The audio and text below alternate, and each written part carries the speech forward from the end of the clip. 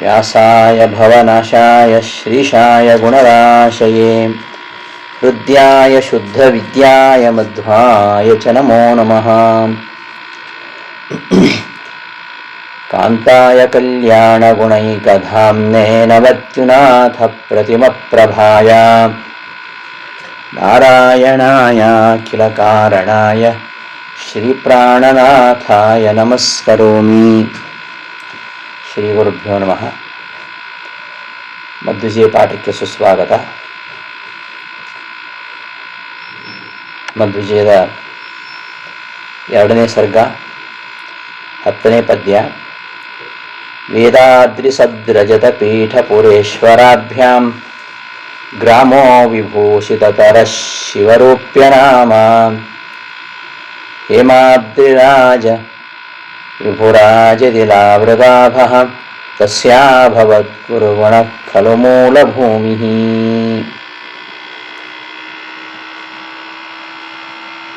ವೇದಾದ್ರಿಸದ್ರಜತಪೀಠಪುರೇಶ್ವರಾಭ್ಯಾಂ ಗ್ರಾಮಃ ವಿಭೂಷಿತತರಃ ಶಿವರೂಪ್ಯನಾಮ ಹೇಮಾದ್ರಿರಾಜ ವಿಭುರಾಜದಿಲಾವೃತಾಭಃ ಗ್ರಾಮಃ ತಸ್ಯ ಅಭವತ್ ಗುರುಗುಣಃ ಖಲು ಮೂಲಭೂಮಿಃ. ಅನ್ವಯ: ವೇದಾದ್ರಿಸದ್ರಜತಪೀಠಪುರೇಶ್ವರಾಭ್ಯಾಂ ವಿಭೂಷಿತತರಃ ಗುರುಗುಣಃ ಶಿವರೂಪ್ಯನಾಮ ಹೇಮಾದ್ರಿರಾಜ ವಿಭುರಾಜದಿಲಾವೃತಾಭಃ ಗ್ರಾಮಃ ತಸ್ಯ ಮೂಲಭೂಮಿಃ ಅಭವತ್ ಖಲು. ಶ್ಲೋಕದಾರ್ಥ: ವೇದಾದ್ರಿ ವೇದವೆಂಬ ಬೆಟ್ಟವು, ರಜತಪೀಠ ಪುರೇಶ್ವರಾಭ್ಯಾಂ ಉಡುಪಿಗೆ ಸ್ವಾಮಿಯಾಗಿರತಕ್ಕಂತಹ ಅನಂತೇಶ್ವರ ಇವರಿಂದ ವಿಭೂಷಿತ ತರಹ ಹೆಚ್ಚಾಗಿ ಅಲಂಕಾರಗೊಂಡಂತಹ ಗುರುಗುಣ ಅತಿಶಯ ಗುಣವುಳ್ಳ ಶಿವರೂಪ್ಯನಾಮ ಶಿವಬೆಳ್ಳಿ ಎಂಬ ಹೆಸರುಳ್ಳ ಹೇಮಾದ್ರಿರಾಜ ವಿಭುರಾಜದಿಲಾವೃತಾಭಃ ಹೇಮಾದ್ರಿರಾಜ ಮೇರು ಪರ್ವತ, ಹೇಮಾದ್ರಿರಾಜ ಮೇರು ಪರ್ವತ, ವಿಭು ಶಿವ ಇವರಿಂದ ರಾಜತ್ ಪ್ರಕಾಶಮಾನವಾದ ಇಲಾವೃತಾಭಃ ಇಲಾವೃತ ಖಂಡದಂತೆ ಕಾಂತಿಯುಳ್ಳ ಗ್ರಾಮ ಹಳ್ಳಿಯು ತಸ್ಯ ಆ ಬ್ರಾಹ್ಮಣರಿಗೆ ಮೂಲಭೂಮಿ ಜನ್ಮಭೂಮಿಯು ಅಭವತ್ ಆಯಿತು. ಹಿಂದಿನ ಪದ್ಯದಲ್ಲಿ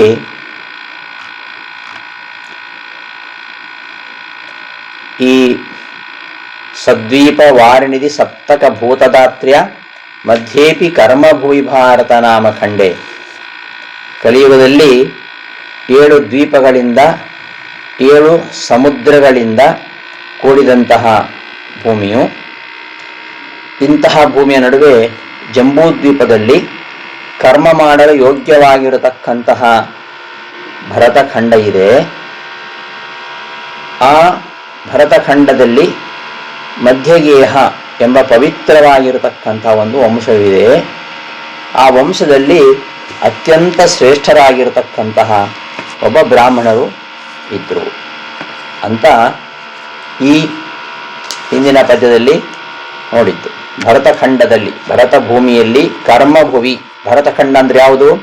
ಉತ್ತರಂ ಯತ್ ಸಮುದ್ರಸ್ಯ ಹಿಮಾದ್ರೇಶ್ಚೈವ ದಕ್ಷಿಣಂ ವರ್ಷಂ ತದ್ಭಾರತಂ ನಾಮ ನವಸಾಹಸ್ರ ವಿಸ್ತೃತಂ. ನವಸಾಹಸ್ರ ವಿಸ್ತೃತ, 9,000 ಯೋಜನ ವಿಸ್ತಾರವುಳ್ಳದ್ದು, ಅಷ್ಟು ಹಬ್ಬಿರತಕ್ಕಂತಹ ಖಂಡ. ದಕ್ಷಿಣ ಸಮುದ್ರದಿಂದ ಹಿಡಿದು ಉತ್ತರದ ಹಿಮಾಲಯದವರೆಗೆ ವರ್ಷಂ ತದ್ ಭಾರತಂ ನಾಮ, ಅದನ್ನು ಭರತಖಂಡ ಅಂತಾರೆ. ಅದು 9,000 ಯೋಜನ ವಿಸ್ತೀರ್ಣವಾಗಿ ಹಬ್ಬಿಕೊಂಡಿದೆ. ಇದು ಮೋಕ್ಷವನ್ನು ಹೊಂದತಕ್ಕಂಥವರಿಗೆ ಕರ್ಮಭೂಮಿಯಾಗಿದೆ. ಇನ್ನಿತರ ಯಾವುದೇ ಖಂಡದಲ್ಲಿ ಕರ್ಮಭೂಮಿರಿಯಂ ಸ್ವರ್ಗಂ ಅಪವರ್ಗಂ ಚ ಗಚ್ಚತಾಂ ಇತರೇಶ್ಚ ವರ್ಷೇಶು ನ ಕರ್ಮಾಧಿಕೃತಿರ್ಭವೇತ್. ಇತರ ವರ್ಷಗಳಲ್ಲಿ, ಇತರ ಖಂಡಗಳಲ್ಲಿ ಕರ್ಮಾಧಿಕಾರ ಇಲ್ಲ. ಇದೇ ಭರತಖಂಡವೇ ಕರ್ಮಭೂಮಿ. ಸ್ವರ್ಗಂ ಅಪವರ್ಗಂ ಗಚ್ಚತಾಂ, ಸ್ವರ್ಗಕ್ಕಾಗಲಿ ಮೋಕ್ಷಕ್ಕಾಗಲಿ ಹೋಗ್ತಕ್ಕಂಥವರಿಗೆ ಇದು ಕರ್ಮಭೂಮಿ. ಇಂತಹ ಕರ್ಮಭೂಮಿಯಾಗಿರತಕ್ಕಂತಹ ಭಾರತದಲ್ಲಿ ಪುಣ್ಯಾರ್ಜನೆ ಮಾಡತಕ್ಕಂಥವರಿಗೆ ಇದು ಭೂಲೋಕದ ಸ್ವರ್ಗವೇ ಆಗಿದೆ ಅಂತ ಹೇಳ್ತಾರೆ. ಈ ಭಾರತದಲ್ಲಿ ನಾರದರು ನರನಿಂದ ಸಹಿತನಾಗಿರತಕ್ಕಂತಹ ನಾರಾಯಣನನ್ನು ಭಕ್ತಿಯಿಂದ ಅರ್ಚಿಸ್ತಾ ಇರ್ತಾರೆ. ಹಿಮಾಲಯ ಪರ್ವತದ ಪುಣ್ಯವಾಗಿರತಕ್ಕಂತಹ ಶಿಖರದಲ್ಲಿ ಬದರಿಕಾಶ್ರಮದಲ್ಲಿ ನರನಿಂದ ಸಹಿತನಾಗಿರತಕ್ಕಂತಹ ನಾರಾಯಣ, ಅವನು ಸಿದ್ಧಶ್ರೀಗಳಿಂದ ಸಹಿತರಾಗಿರತಕ್ಕಂತಹ ನಾಗರಿಂದ ಅರ್ಚಲ್ಪಡ್ತಾ ಇದ್ದಾನೆ. ಅಂತಹ ಭಗವಾನ್ ವ್ಯಾಸರೂಪಿ ಹರಿಯೂ ಕೂಡ ಇಲ್ಲಿಯೇ ಇರ್ತಾರೆ. ಅಂತಹ ವೇದವ್ಯಾಸರನ್ನು ತೃತೀಯ ಅವತಾರ ರೂಪವಾಗಿರತಕ್ಕಂತಹ ಮಧ್ವಾಚಾರ್ಯರು ಪೂಜಿಸ್ತಾರೆ ಎಂಬ ವಿಚಾರವನ್ನು ಹೇಳ್ತಾರೆ. ಇಂತಹ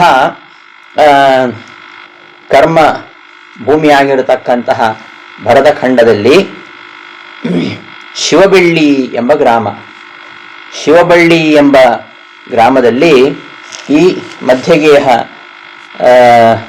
ಭಟ್ಟರು ಇದ್ದರು. ಅವರ ಜನ್ಮಭೂಮಿ ಈ ಶಿವಬೆಳ್ಳಿ ಆಗಿತ್ತು ಅಂತ ಈ ಪದ್ಯದಲ್ಲಿ ಹೇಳ್ತಿದ್ದಾರೆ. ವೇದಾದ್ರಿ ಸದ್ರಜತ ಪೀಠ ಪುರೇಶ್ವರಾಭ್ಯಾಂ ಗ್ರಾಮ. ವೇದಾದ್ರಿ ವೇದವೆಂಬ ಬೆಟ್ಟ ಮತ್ತು ರಜತಪೀಠ ಪುರೇಶ್ವರ ಅನಂತೇಶ್ವರ, ಉಡುಪಿಗೆ ಸ್ವಾಮಿಯಾಗಿರ್ತಕ್ಕಂತಹ ಅನಂತೇಶ್ವರ ಮತ್ತು ವೇದಾದ್ರಿ ಎಂಬ ಬೆಟ್ಟ, ಈ ಎರಡರಿಂದ ಅನಂತೇಶ್ವರನಿಂದ ವೇದಾದ್ರಿ ಎಂಬ ಬೆಟ್ಟದಿಂದ ಅಲಂಕೃತವಾಗಿರತಕ್ಕಂತಹ ಒಂದು ಗ್ರಾಮ ವೇದಾದ್ರಿ ಬೆಟ್ಟ ಅಂತ. ಆಂಧ್ರ ಪ್ರದೇಶದಲ್ಲಿ ಒಂದು ಇದೆ ವೇದಾದ್ರಿ ಅಂತ, ನರಸಿಂಹನ ದೇವಸ್ಥಾನ ಇದೆ ಇಲ್ಲಿ. ಅದಲ್ಲ, ಈ ಇವತ್ತಿನ ಮಣಿಪಾಲ್ ಅಂತೇನು ಹೇಳ್ತೀವಿ, ಅಲ್ಲಿ ಈ ವೇದಾದ್ರಿ ಬೆಟ್ಟ, ಅದು ವೇದಾದ್ರಿ ಬೆಟ್ಟ. ಆ ಮಣಿಪಾಲದವರೆಗಿನ, ಉಡುಪಿಯಿಂದ ಮಣಿಪಾಲದವರೆಗಿನ ಜಾಗವನ್ನು ಏನು ಹೇಳ್ತಾರೆ, ಶಿವಬೆಳ್ಳಿ ಅಂತ ಹೇಳ್ತಾರೆ. ಉಡುಪಿಯಿಂದ ಮಣಿಪಾಲದವರೆಗಿನ ಮಧ್ಯಭಾಗ ಏನಿದೆ ಅದು ಶಿವಬೆಳ್ಳಿ. ಅದು ಎತ್ತರವಾಗಿದೆ ನೋಡಿ, ಮಣಿಪಾಲ ಉಡುಪಿಗಿಂತ ಎತ್ತರ ಪ್ರದೇಶದಲ್ಲಿ ಇರುವಂಥದ್ದು. ಅದು ವೇದಾದ್ರಿ ಬೆಟ್ಟ. ಆ ವೇದಾದ್ರಿ ಬೆಟ್ಟ ಮತ್ತು ಅನಂತೇಶ್ವರ ಇವರ ಮಧ್ಯ, ಇವರಿಬ್ಬರಿಂದ ಅಲಂಕೃತನಾಗಿರತಕ್ಕಂತಹ ಗ್ರಾಮ. ಗುರು ಗುಣ, ಅತಿಶಯವಾದ ಗುಣವುಳ್ಳಂತಹ, ಅದು ಅತಿಶಯವಾಗಿರ್ತಕ್ಕಂತಹ ಗುಣವುಳ್ಳಂತಹ ಒಂದು ಒಳ್ಳೆಯ ಊರು. ಶಿವರೂಪ್ಯನಾಮ, ಶಿವಬೆಳ್ಳಿ ಅಂತ ಹೆಸರು, ಶಿವಬೆಳ್ಳಿ ಎಂಬ ಹೆಸರು. ಇಂತಹ ಶಿವಬೆಳ್ಳಿ ಒಂದು ಕಡೆ ಅನಂತೇಶ್ವರ ದೇವಾಲಯ, ಇನ್ನೊಂದು ಕಡೆ ವೇದಾದ್ರಿ, ಇವೆರಡರಿಂದ ಅದು ಅಲಂಕೃತವಾಗಿತ್ತು. ವೇದಾದ್ರಿ ಸದ್ರಜತ ಪೀಠ ಪುರೇಶ್ವರಾಭ್ಯಾಂ ವಿಭೂಷಿತ ತರಹ. ವೇದಾದ್ರಿ ಬೆಟ್ಟ, ವೇದವೆಂಬ ಬೆಟ್ಟ ಮತ್ತು ಸದ್ರಜತ ಪೀಠ ಪುರೇಶ್ವರ, ಈ ರಜತ ಪೀಠ ಪುರದ ಈಶ್ವರ ಅನಂತೇಶ್ವರ, ಇವರಿಬ್ಬರಿಂದ ವಿಭೂಷಿತ ತರಹ, ಹೆಚ್ಚಾಗಿ ಅಲಂಕಾರಗೊಂಡಂತಹ ಒಳ್ಳೆ ಊರು. ಗುರು ಗುಣ, ಒಳ್ಳೆ ಗುಣವುಳ್ಳಂತಹ ಊರು. ಅದರ ಹೆಸರು ಶಿವರೂಪ್ಯ ಅಂತ, ಶಿವಬೆಳ್ಳಿ. ಆ ಶಿವಬೆಳ್ಳಿ ಶಿವಳ್ಳಿ ಅಂತ ಆಗಿದೆ. ಇವತ್ತು ನಾವು ಉಡುಪಿಯ ಮಣಿಪಾಲ್ ಮಧ್ಯ ಪರಿಸರ ಉಂಟಲ್ಲ, ಅದನ್ನು ಶಿವಬೆಳ್ಳಿ, ಅಲ್ಲಿರ್ತಕ್ಕಂತಹ ಬ್ರಾಹ್ಮಣರಿಗೆ ಶಿವಳ್ಳಿ ಬ್ರಾಹ್ಮಣರು ಅಂತ ಹೇಳುವಂಥದ್ದು. ಇದು ಹೇಗಿದೆ ಎಂಬುದನ್ನು ಬಹಳ ಮನೋಜ್ಞವಾಗಿ ಇಲ್ಲಿ ಕವಿ ವರ್ಣಿಸ್ತಾ ಇದ್ದಾರೆ.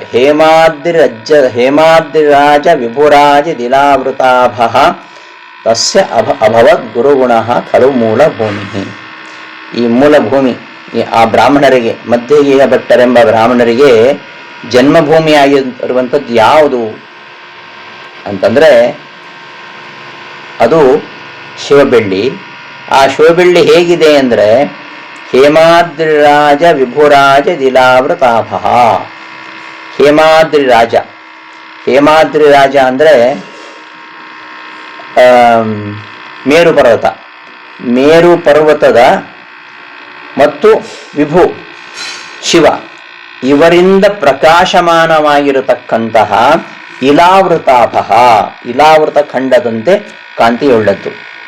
ಒಂದು ಕಡೆ ಮೇರು ಪರ್ವತ, ಇನ್ನೊಂದು ಕಡೆ ಶಿವ, ಇವರಿಬ್ಬರಿಂದ ಅಲಂಕೃತವಾಗಿರತಕ್ಕಂತಹ ಆ ಇಲಾವೃತ ಖಂಡದಂತೆ ಇದು ಇದೆ ಅಂತ ಹೇಳ್ತಾ ಇದ್ರು. ಈ ಹಿಮಾಲಯದಿಂದ ಉತ್ತರಕ್ಕೆ ಕಿಂಪುರುಷ ಖಂಡ ಇದೆ ಅಂತ ಹೇಳಿದ್ವಿ. ಕಿಂಪುರುಷ ಖಂಡದಲ್ಲಿ ರಾಮನನ್ನ ಹನುಮಂತ ಈಗಲೂ ಉಪಾಸನೆ ಮಾಡ್ತಾ ಇದ್ದಾನೆ. ಮತ್ತೆ ಹಿಮಾಲಯ ಮತ್ತು ಹೇಮಕೂಟ ಪರ್ವತದ ಮಧ್ಯಭಾಗದಲ್ಲಿ ಇದು 9,000 ಯೋಜನ ವಿಸ್ತೀರ್ಣವುಳ್ಳದ್ದಾಗಿದೆ.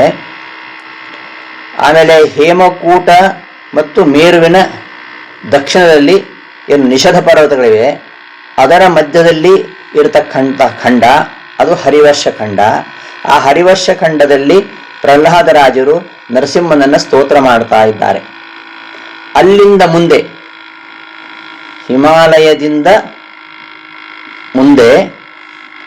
ಹಿಮಾಲಯದಿಂದ ಉತ್ತರಕ್ಕೆ ಕಿಂಪುರುಷ ಖಂಡ, ಅಲ್ಲಿಂದ ಸ್ವಲ್ಪ ಮುಂದೆ ಹರಿವರ್ಷ ಖಂಡ, ಅದರ ನಂತರ ಇಳಾವೃತ ಖಂಡ. ಈ ಇಳಾವೃತ ಖಂಡದಲ್ಲಿ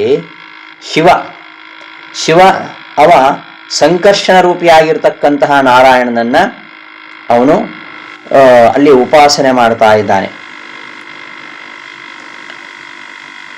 ಹೀಗೆ ಆ ಹೇಮಾದ್ರಿ ರಾಜ ಮೇರು ಪರ್ವತ ಮತ್ತು ಈ ಶಿವ ಇವರಿಬ್ಬರ ಮಧ್ಯದಲ್ಲಿ ಇರುವಂಥದ್ದು ಇಲಾವೃತ ಖಂಡ. ಈ ಇಲಾವೃತ ಖಂಡ ಹೇಗೆ ಮೇರು ಪರ್ವತ ಮತ್ತು ಶಿವನಿಂದ ಅದು ಶೋಭಿತವಾಗಿದೆಯೋ ಅದೇ ರೀತಿಯಲ್ಲಿ ಇಲ್ಲಿ ಈ ವೇದಾದ್ರಿ ಮತ್ತು ಅನಂತೇಶ್ವರ ಇವರಿಬ್ಬರಿಂದ ಇದು ವಿಭೂಷಿತವಾಗಿದೆ ಅಂತ ವರ್ಣನೆ ಮಾಡ್ತಾ ಇದ್ದಾರೆ. ಹೇಮಾದ್ರಿರಾಜ ವಿಭುರಾಜ ದಿಲಾವೃತಾಭ. ಹೇಮಾದ್ರಿರಾಜ, ಮೇರು ಪರ್ವತ, ವಿಭು ಮತ್ತು ಶಿವ ಇವರಿಂದ ರಾಜತ್ ಶೋಭಿಸ್ತಕ್ಕಂತಹ ಇಲಾವೃತಾಭ ಇಲಾವೃತ ಖಂಡದಂತೆ ಶೋಭಿಸುವಂಥದ್ದು ಇಲಾವೃತ ಖಂಡ. ಈ ಇಲಾವೃತ ಖಂಡವು ಕೂಡ 9,000 ಯೋಜನ ವಿಸ್ತೀರ್ಣವುಳ್ಳದ್ದಾಗಿದೆ. ಅಲ್ಲಿ ಈ ಶಿವ ಅತ್ಯಂತ ಭಕ್ತಿಯಿಂದ ಸಂಕರ್ಷಣ ರೂಪಿಯಾಗಿರ್ತಕ್ಕಂತಹ ಪರಮಾತ್ಮನನ್ನ ಸ್ತೋತ್ರ ಮಾಡ್ತಾ ಇದ್ದಾನೆ. ಅಂತಹ ಶಿವ ಮತ್ತು ಈ ಮೇರು ಪರ್ವತ ಇದರ ಮಧ್ಯಭಾಗ ಹೇಗೆ ಕಂಗೊಳಿಸ್ತದೋ ಆ ಇಲಾವೃತ ಖಂಡ, ಹಾಗೆ ಈ ವೇದಾದ್ರಿ ಮತ್ತು ಅನಂತೇಶ್ವರ ಇವರಿಂದ ಈ ಶಿವಬೆಳ್ಳಿ ಎಂಬ ಗ್ರಾಮ ಶೋಭಿಸ್ತಾ ಇದೆ ಅಂತ ಈ ಶ್ಲೋಕದಲ್ಲಿ ಹೇಳ್ತಾ ಇದ್ದಾರೆ. ಇಲ್ಲಿ ಇರತಕ್ಕಂತಹ ಅನಂತೇಶ್ವರ ಶಿವನೋ ರುದ್ರನೋ ಅಂತೆಲ್ಲ ಕೆಲವರಿಗೆ ಸಂದೇಹ. ಅವನು ನಾರಾಯಣನೇ, ಅವನು ಲಿಂಗಾಕಾರ ಇರತಕ್ಕಂತಹ ನಾರಾಯಣ. ಅದನ್ನ ವಾದಿರಾಜ ಗುರು ಸಾರ್ವಭೌಮರು ತೀರ್ಥಪ್ರಬಂಧದಲ್ಲಿ ನಿರೂಪಣೆ ಮಾಡಿದ್ದಾರೆ.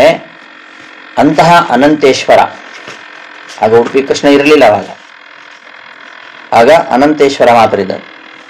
ಶಿವಾಂತರ್ಯಾಮಿತಾಂ ಸ್ವೀಯಾಂ ಪ್ರಿಯಾನ್ ಪ್ರತಿ ನಿಬೋಧಯನ್ ದಯಾವಾರ್ನಿಧಿ ಶೈವೀಂ ಶಿರಾಮಾಶ್ರಿತ್ಯ ಶೋಭತೆ. ಈ ರಜತೆ ಪೀಠಿರತಕ್ಕಂಥವನು ಶಿವನು ವಿಷ್ಣು ಅಂತ. ಅವನು ಶಿವನೇ.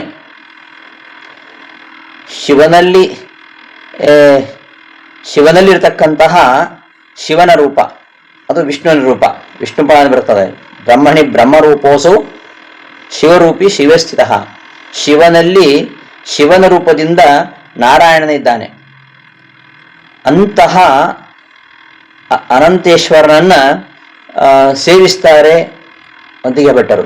ಭೇಜೇ ಭುಜಂಗ ಶಯನಂ ದ್ವಿಷರಬ್ಧ ಕಾಲಂ ಅಂತ ಮುಂದೆ ಬರುತ್ತೆ. ಭುಜಂಗ ಶಯನ, ಭುಜಂಗ ಶಯನ ಅಂದರೆ ಅನಂತಾಸನ. ಆ ಅನಂತಾಸನ ಅನಂತೇಶ್ವರ ದ್ವಿಷರಬ್ಧ ಕಾಲ ಅಂದರೆ 12 ವರ್ಷಗಳ ಕಾಲ ಸೇವೆ ಮಾಡಿದರು ಅಂತ. ಈ ಅನಂತೇಶ್ವರ ಅವನು ಅಲ್ಲಿ ಇರುವುದು ಶೇಷಶಾಹಿಯಾಗಿ ಇದ್ದಾನೆ. ಶೇಷಶಾಹಿಯಾದ ಅನಂತೇಶ್ವರ ಇರುವುದು ಲಿಂಗಾಕಾರದಲ್ಲಿ. ಲಿಂಗಾಕಾರದಲ್ಲಿ ನಾರಾಯಣ ಒಮ್ಮೆ ರುದ್ರದೇವರಿಗೆ ಅವರ ಅಪೇಕ್ಷೆಯಂತೆ ಲಿಂಗಾಕಾರವಾಗಿ ಪ್ರಕಟಗೊಂಡು ಅವರಿಗೆ ವರವನ್ನಿತ್ತ ಅಂತ ಪುರಾಣ ಹೇಳುತ್ತೆ.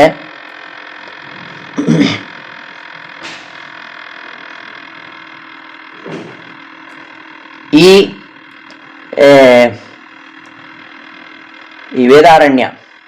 ವೇದಾದ್ರಿ ಆ ವೇದಾರಣ್ಯದಲ್ಲಿರತಕ್ಕಂತಹ ಬ್ರಾಹ್ಮಣನೊಬ್ಬನಿಗೆ ಹೇಳಿ ಅವನ ಯಜ್ಞಕುಂಡವಾಗಿದ್ದಂತಹ ನಾಗಪೀಠವೊಂದರಲ್ಲಿ ಕ್ಷೀರಾಭಿಷೇಕ ಮಾಡಿದಾಗ ಲಿಂಗಾಕಾರದಲ್ಲಿ ಅನಂತಾಸನೆಂದು ಪ್ರಕಟವಾಗ್ತಾನೆ ಅಂತ ಪುರಾಣದಲ್ಲಿ ಪ್ರಸಿದ್ಧಿದೆ ಅಂತ ಹೇಳ್ತಾರೆ. ಈ ರುದ್ರದೇವರು ಪರಶುರಾಮನ ಪೂಜಕರು. ಇದು ಪರಶುರಾಮ ಕ್ಷೇತ್ರ, ಪರಶುರಾಮನ ಕ್ಷೇತ್ರ. ಪರಶುರಾಮ ರೂಪಿಯಾಗಿರ್ತಕ್ಕಂತಹ ನಾರಾಯಣ ಇಲ್ಲಿ ಶೇಷಶಾಹಿಯಾಗಿ ಲಿಂಗಾಕಾರದಲ್ಲಿ ನೆಲೆಸಿದ್ದಾನೆ. ಆದ್ದರಿಂದ ಅನಂತೇಶ್ವರನಿಗೆ ಲಿಂಗ ಇದೆ, ಅದಕ್ಕೆ ಹಾಕ್ತಕ್ಕಂತಹ ಮುಖ ಅದು ನಾರಾಯಣನದ್ದು. ಪರಶುರಾಮ ದೇವರು ಈ ಶೇಷಶಾಹಿಯಾಗಿ ಲಿಂಗಾಕಾರದಲ್ಲಿ ಇಲ್ಲಿ ರುದ್ರದೇವರ ಅಪೇಕ್ಷೆಯಂತೆ ಪ್ರಕಟವಾಗಿ ವರವನ್ನು ಕೊಟ್ಟಿದ್ದಾನೆ. ಆದ್ದರಿಂದ ಇದು ಅನಂತೇಶ್ವರ, ಇದು ವಿಷ್ಣುವಿನ ಕ್ಷೇತ್ರ. ದಯಾವಾರಿನಿಧಿ ಸ್ವೀಯಾಂ ಅಂತರ್ಯಾಮಿತಾಂ ಪ್ರಿಯಾನ್ ಶೈವೀಂ ಶಿಲಾಂ ಶೋಭತೆ. ಅನಂತಾಸನ ಅನಂತೇಶ್ವರನಾದ ಅನಂತಾಸನ, ಅನಂತನ ಅವನ ಆಸನ, ಅವನು ಅನಂತೇಶ್ವರ ಶೇಷಶಾಹಿ, ಶೇಷನಲ್ಲಿ ಮಲಗಿರ್ತಕ್ಕಂಥವನು. ಅಂತಹ ಅನಂತಾಸನ ಉಡುಪಿಯ ಪ್ರಧಾನ ದೇವತೆ. ಮೂಲತಃ ಇವನು ನಾರಾಯಣ. ಇದನ್ನು ಭಾವಪ್ರಕಾಶಕದಲ್ಲಿ ಸ್ಪಷ್ಟಪಡಿಸ್ತಾರೆ. ಇದೇ ಜ್ಞಾನ ಪಂಡಿತಾಚಾರ್ಯರೇ. ರಜತಪೀಠ ಪುರಸ್ಥಸ್ಯ ನಾರಾಯಣತ್ವ ನಿಶ್ಚೀಯತೆ ಸ್ವದರ್ಶನೋರು ವ್ರತಿನೇ ನಿಶೀಥೆ ಪ್ರಾಪ್ತಾಯ ಭೋಗೀಂದ್ರಗತೋ ಹರಿಹಿ ಪ್ರಭು ಸ್ವಂ ದರ್ಶಯಿತ್ವಾ ಖಲು ಕುಂಜಮಾಧವ ದ್ವಿಜಾಯ ತದ್ವತ್ ಪ್ರತಿಮಾಂ ಯಥಾಪಯತ್ ಅಂತ ಮಧ್ವಜ ವ್ಯಾಖ್ಯಾನವಾಗಿರತಕ್ಕಂತಹ ಭಾವಪ್ರಕಾಶಿಕದಲ್ಲಿ ನಾರಾಯಣ ಪಂಡಿತಾಚಾರ್ಯರು ಹೇಳ್ತಾರೆ.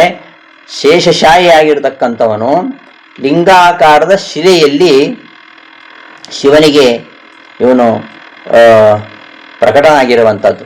ಆದ್ದರಿಂದ ದಯಾವಾರಿನಿಧಿ ಕರುಣಾ ಸಮುದ್ರನಾಗಿರತಕ್ಕಂತಹ ಪರಮಾತ್ಮ ತಾನು ಶಿವನಲ್ಲಿಯೂ ಅಂತರ್ಯಾಮಿ ಇದ್ದೇನೆ ಅಂತ ತೋರಿಸಲಿಕ್ಕೋಸ್ಕರವಾಗಿ ಶಿವಾಂತರ್ಯಾಮಿತಾಂ ಸ್ವೀಯಾಂ ನಿಬೋಧಯನ್, ತಾನು ಶಿವನ ಅಂತರ್ಯಾಮಿಯಾಗಿ ಇದ್ದೇನೆ ಎಂಬುದನ್ನು ಪ್ರತಿಯೊಬ್ಬ ಭಕ್ತರಿಗೆ ತಿಳಿಸಲಿಕ್ಕೋಸ್ಕರವಾಗಿ ಲಿಂಗಾಕಾರದ ಶಿಲೆಯಲ್ಲಿ ನೆಲೆಸಿ ಶೋಭಿಸ್ತಾ ಇದ್ದಾನೆ. ಅದರಿಂದ ಅನಂತಾಸನ ಮೂಲತಃ ನಾರಾಯಣ.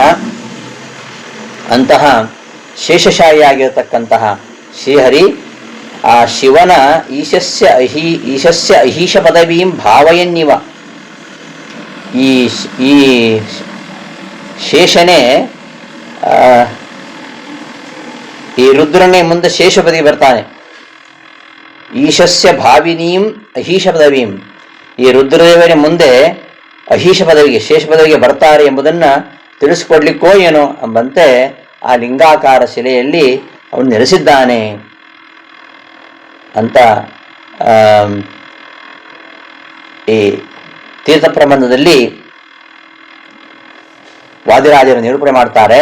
ಅಂತಹ ಅನಂತೇಶ್ವರ ಮತ್ತು ಈ ವೇದಾರಣ್ಯ, ವೇದ ಬೆಟ್ಟ, ಇವೆರಡರ ಮಧ್ಯದಲ್ಲಿ ದೊಡ್ಡ ಕಾಡೋದು, ಅದಕ್ಕೆ ಪೊಡವಿಗೊಡೆಯ ಅಂತ ಕೃಷ್ಣಂಗೆ ಹೇಳೋದು. ಅಲ್ಲಿಂದ ಅನಂತೇಶ್ವರನಿಂದ ಮಣಿಪಾಲವರೆಗೂ ದೊಡ್ಡ ಕಾಡಿದ್ದದ್ದು ಆವಾಗ, ಅದಕ್ಕೆ ವೇದಾರಣ್ಯ ಅಂತ ಹೇಳ್ತಾ ಇದ್ರು. ಆ ಎತ್ತರವಾಗಿರ್ತಕ್ಕಂಥ ಬೆಟ್ಟಕ್ಕೆ ವೇದ ಬೆಟ್ಟ ಅಂತ ಹೇಳ್ತಾ ಇದ್ರು. ಅಂತಹ ಮಣಿಪಾಲಿಂದ ಆರಂಭಿಸಿ ಅನಂತೇಶ್ವರವರೆಗೆ ಇರತಕ್ಕಂತಹ ಪ್ರದೇಶ ಅದು ಶಿವಳ್ಳಿ. ಅಂತಹ ಶಿವಳ್ಳಿ ಗ್ರಾಮ ಇವರ ಮೂಲಸ್ಥಾನ, ಜನ್ಮಸ್ಥಾನ ಆಗಿತ್ತು ಅಂತ ಈ ಪದ್ಯದಲ್ಲಿ ಹೇಳ್ತಾ ಇದ್ದಾರೆ.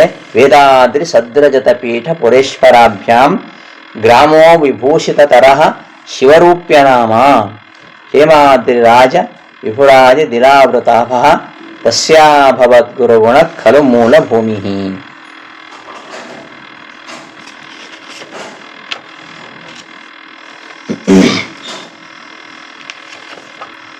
ಈ ಅನಂತೇಶ್ವರನ ಬಗ್ಗೆ ನಾವು ತಿಳ್ಕೊಳ್ಬೇಕಾದ್ರೆ ಇನ್ನೊಂದು ವಿಚಾರವನ್ನು ತಿಳ್ಕೊಳ್ಬೇಕು. ಇದು ಸ್ಕಂದ ಪುರಾಣದಲ್ಲಿ ಬರುತ್ತೆ. ಸ್ಕಂದ ಪುರಾಣದಲ್ಲಿ ರಜತಪೀಠಪುರ ಮಹಾತ್ಮ್ಯ ಅಂತಿದೆ. ರಾಮಭೋಜ ಅಂತ ರಾಜ, ಉಡುಪಿಯಲ್ಲಿ ಇದನ್ನು ಈಗಲೂ ಹೇಳ್ತಾರೆ ಈ ಐತಿಹ್ಯವನ್ನ. ರಾಮಭೋಜ ಎಂಬ ರಾಜ, ಅವನು ಅಶ್ವಮೇಧ ಯಾಗಕ್ಕೋಸ್ಕರವಾಗಿ ಭೂಶೋಧನೆ ಮಾಡ್ತಾ ಇದ್ದ. ಆಗ ಅವನ ಒಂದು ನೇಗಿಲಿಗೆ ದೊಡ್ಡ ಒಂದು ಘಟಸರ್ಪ ಸಿಲುಕಿಕೊಂಡು ಅದು ಸತ್ತು ಹೋಗುತ್ತೆ. ಹಾಗಾಗಿ ತನ್ನಿಂದಾಗಿ ಒಂದು ಸರ್ಪ ಸತ್ತು ಹೋಯ್ತಲ್ಲ ಅಂತ ಅವನಿಗೆ ತುಂಬ ದುಃಖ ಆಗತ್ತೆ. ಮೂಲತಃ ಆ ಘಟಸರ್ಪ ಒಬ್ಬ ಅಸುರ. ಅವೊಬ್ಬ ಅಸುರ ಅಂತ ಪರಶುರಾಮ ದೇವರು ಹೇಳಿರ್ತಾರೆ. ಆದರೂ ಕೂಡ ಆ ರಾಜನಿಗೆ ಸಮಾಧಾನ ಇಲ್ಲ. ನಾನೊಂದು ಹಾವನ್ನು ಕೊಂದು ಬಿಟ್ಟೆ ಅಂತ ಅವನಿಗೆ ದುಃಖ. ಅದಕ್ಕೆ ಪರಶುರಾಮ ದೇವರು ಈ ರಜತಪೀಠಪುರವನ್ನು ಸ್ಥಾಪನೆ ಮಾಡಿದರು. ಅದೆಲ್ಲ ಪರಶುರಾಮ ಕ್ಷೇತ್ರ. ಅದು ಪರಶುರಾಮ ದೇವರು ರಜತಪೀಠವನ್ನು ಅಲ್ಲಿ ಸ್ಥಾಪಿಸಿದರು. ಸ್ಥಾಪಿಸಿ 4 ಮೂಲೆಗಳಲ್ಲಿ ಸರ್ಪ ಪ್ರತಿಮೆಗಳನ್ನು ಸ್ಥಾಪಿಸುವಂತೆ ಆದೇಶ ನೀಡಿದರು. ಇನ್ನು ಸರ್ಪದೋಷ ಅಂತ ಬರುತ್ತೆ ಅಂತ ದುಃಖ ಪಡ್ತಾ ಇದೆಯಾ, ಅದಕ್ಕೋಸ್ಕರವಾಗಿ 4 ಮೂಲೆಗಳಲ್ಲಿ ಸರ್ಪ ಪ್ರತಿಮೆಗಳನ್ನು ಸ್ಥಾಪಿಸು ಎಂಬುದಾಗಿ ಆದೇಶ ನೀಡುತ್ತಾರೆ. ರಾಜ ಆ ಪರಶುರಾಮರ ಆದೇಶದಂತೆ ಅಲ್ಲಿ ಪರಶುರಾಮ ದೇವರು ಆ ರಜತಪೀಠದಲ್ಲಿ ಲಿಂಗಾಕಾರದಲ್ಲಿ ಉದ್ಭವಿಸಿದ್ದಾರೆ. ಅದರ ಸುತ್ತಲೂ, ಅಂದರೆ ಅಲ್ಲಿ ಪಕ್ಕದಲ್ಲಿ ಅಂತಲ್ಲ, ಆ ಒಂದು ಪರಿಸರದ ಸುತ್ತಲೂ ಏನೋ ಈ 4 ಶಿವನ ಪ್ರತಿಮೆಗಳ, ನಾಗನ ಪ್ರತಿಮೆಗಳನ್ನು ಸ್ಥಾಪಿಸಬೇಕು ಅಂತ ಹೇಳಿದರು. ಹಾಗಾಗಿ ಆ ರಾಮಭೋಜ ರಾಜನಿಗೆ ಪರಶುರಾಮ 4 ನಾಗ ಪ್ರತಿಮೆಗಳನ್ನು ಸ್ಥಾಪನೆ ಮಾಡಬೇಕು ಅಂತ ಹೇಳಿ ಆ ರಜತಪೀಠದಲ್ಲಿ ತಾನು ಲಿಂಗಾಕಾರವಾಗಿ ಅಲ್ಲಿ ನೆಲೆಸಿದ್ದಾನೆ. ಆ 4 ಸ್ಥಳಗಳು ಅದು ಯಾವ್ದ್ಯಾವುದು ಅಂದರೆ ತಾಂಗೋಡು, ಮಾಂಗೋಡು, ಅರಿತೋಡು, ಮುಚ್ಚಿಲಕೋಡು ಅಂತ ಇವು ಕೂಡ ಇವೆ. ಅವು ಆ 4 ಕಡೆಯಲ್ಲಿ ಕೂಡ ನಾಗನ ಕ್ಷೇತ್ರ ಇದೆ. ಸುಬ್ರಹ್ಮಣ್ಯ ದೇವಸ್ಥಾನ ಅಂತ ಹೇಳ್ತಾರೆ. ತಾಂಗೋಡು, ಮಾಂಗೋಡು, ಅರಿತೋಡು, ಮಚ್ಚಿಲಗೋಡು ಅಂತ ಇದು ಉಡುಪಿಯ ಪರಿಸರದಲ್ಲಿ, ಉಡುಪಿಯ ಸುತ್ತಮುತ್ತಲು, ಉಡುಪಿಯ ಪರಿಸರದಲ್ಲಿ ನಾವು ಇದನ್ನು ನೋಡ್ತೇವೆ. ಇಲ್ಲಿ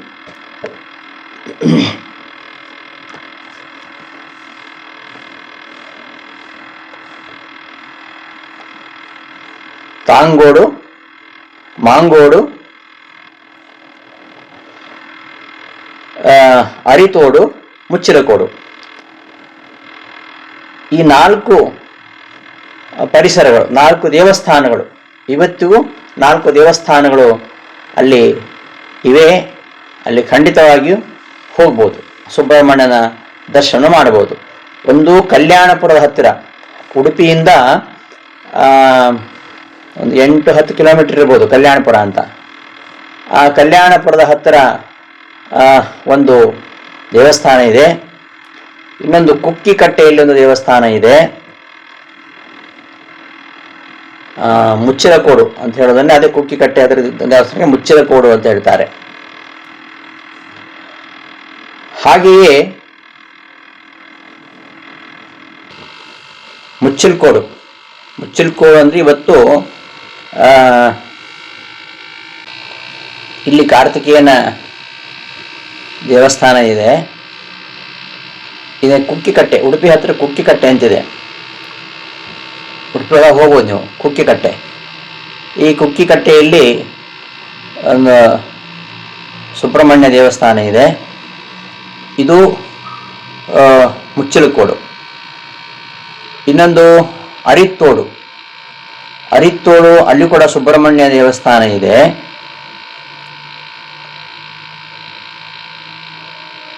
ಸುಬ್ರಹ್ಮಣ್ಯ ಮತ್ತು ಜನಾರ್ದನ ದೇವಸ್ಥಾನ ಎರಡೂ ಕೂಡ ಇದೆ.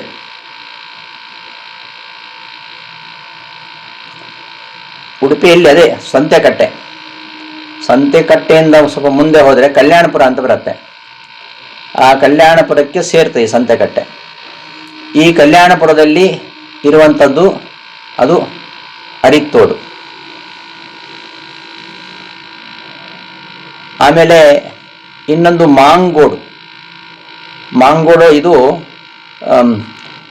ಕಾಸರಗೋಡುವರೆಗೂ ಕೂಡ ಪರಶುರಾಮ ಕ್ಷೇತ್ರ ಇದ್ದದ್ದು. ಇವತ್ತು ಕಾಸರಗೋಡು ಕರ್ನಾಟಕದಲ್ಲಿ ಇಲ್ಲ, ಕಾಸರಗೋಡುವರೆಗೂ ಇದ್ದದ್ದು. ಆ ಕಾಸರಗೋಡು ಕೇರಳಕ್ಕೆ ಹೋಗ್ತಾ ಪಾಲಕ್ಕಾಡ್ ಅಂತ ಬರುತ್ತೆ. ಆ ಪಾಲಕ್ಕಾಡಲ್ಲಿ ಈ ಮಾಂಗೋಡು ಇರುವಂಥದ್ದು. ಮಾಂಗೋಡು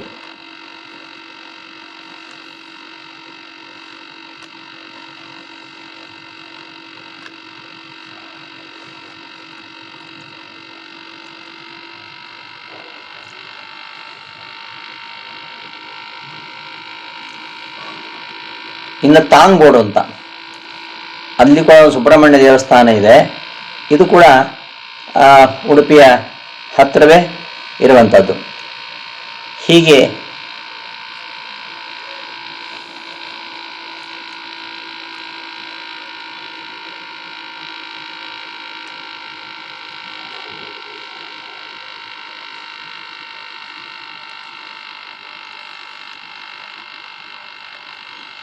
ತಾಂಗೋಡು, ಮಾಂಗೋಡು, ಅರಿತೋಡು, ಮುಚ್ಚಲಕೋಡು ಅಂತ 4 ಊರುಗಳಲ್ಲಿ ಇವತ್ತು ಸುಬ್ರಹ್ಮಣ್ಯ ದೇವಸ್ಥಾನ ಇದೆ. ಇದನ್ನು ರಾಮಭೋಜ ಎಂಬ ರಾಜ ಕಟ್ಟಿಸಿದ. ಇಂತಹ ರಜತಪೀಠಪುರ ಇದನ್ನು ಮಹೇಶ ರಜತ ಗ್ರಾಮಶ್ರಿಯೋಲಂಕೃತಿ ಅಂತ ವಾದಿರಾಜ ಹೇಳಿದರು. ರಮ್ಯಂ ಧಾಮ ದದನ್ ಮಹೇಶ ರಜತ ಗ್ರಾಮಶ್ರಿಯೋಲಂಕೃತಿ. ಮಹೇಶ ರಜತ ಗ್ರಾಮಶ್ರಿಯ ಅಲಂಕೃತಿ. ಶ್ರೀಕೃಷ್ಣ ಮಹೇಶ ಮತ್ತು ರಜತ ಗ್ರಾಮಶ್ರೀ ಇವುಗಳಿಗೆ ಅಲಂಕಾರಪ್ರಾಯನಾಗಿದ್ದಾನೆ ಅಂತ. ಮಹೇಶನ ಕಾಂತಿ ಅದು ರಜತ ಸಮೂಹದ ಹಾಗೆ, ಅಲ್ಲಿರ್ತಕ್ಕಂತಹ ಕೃಷ್ಣ ನೀಲಮಣಿಯ ಹಾಗೆ. ಆ ರಜತದಲ್ಲಿ ನೀಲಮಣಿ ಕಾಣುವ ಹಾಗೆ, ನೀಲಮಣಿ ಶೋಭಿಸುವ ಹಾಗೆ, ಮುತ್ತಿನ ಮಧ್ಯೆ ನೀಲಮಣಿ ಶೋಭಿಸುವ ಹಾಗೆ ಕೃಷ್ಣ ಇಲ್ಲಿ ರುದ್ರದೇವರ ಅಂತರ್ಯಾಮಿಯಾಗಿ ಅವರಿಗೆ ಶೋಭೆಯನ್ನು ಕೊಡ್ತಾ ಇದ್ದಾನೆ ಅಂತ ಈ ರಜತಪೀಠಪುರವನ್ನು ವಾದಿರಾಜರು ವರ್ಣನೆ ಮಾಡ್ತಾರೆ. ರಮ್ಯಂ ಧಾಮ ದದನ್ ಮಹೇಶ ರಜತ ಗ್ರಾಮಶ್ರಿಯೋಲಂಕೃತಿ ಕರ್ಮಂದೀಶ್ವರ ಭಕ್ತಿ ಬಂಧನವಶಃ ಪ್ರೀತೋಸ್ತು ಕೃಷ್ಣ ಪ್ರಭು. ಇಂತಹ ರಜತಪೀಠಪುರ, ಇದಕ್ಕೆ ರಜತಪೀಠಪುರ ಅಂತ ಹೆಸರು.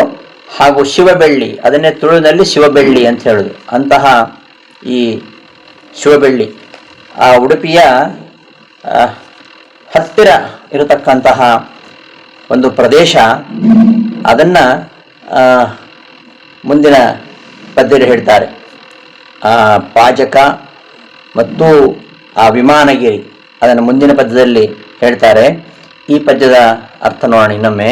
ವೇದಾದ್ರಿ, ವೇದವೆಂಬ ಬೆಟ್ಟವು ರಜತಪೀಠಪುರೇಶ್ವರಾಭ್ಯಾಂ, ಉಡುಪಿಯ ಸ್ವಾಮಿಯಾಗಿರ್ತಕ್ಕಂತಹ ಅನಂತೇಶ್ವರ ಇವರಿಂದ ವಿಭೂಷಿತ ತರಹ ಹೆಚ್ಚಾಗಿ ಅಲಂಕಾರಗೊಂಡಿರತಕ್ಕಂತಹ ಗುರುಗುಣ ಅತಿಶಯವಾದ ಗುಣವುಳ್ಳ ಶಿವರೂಪ್ಯನಾಮ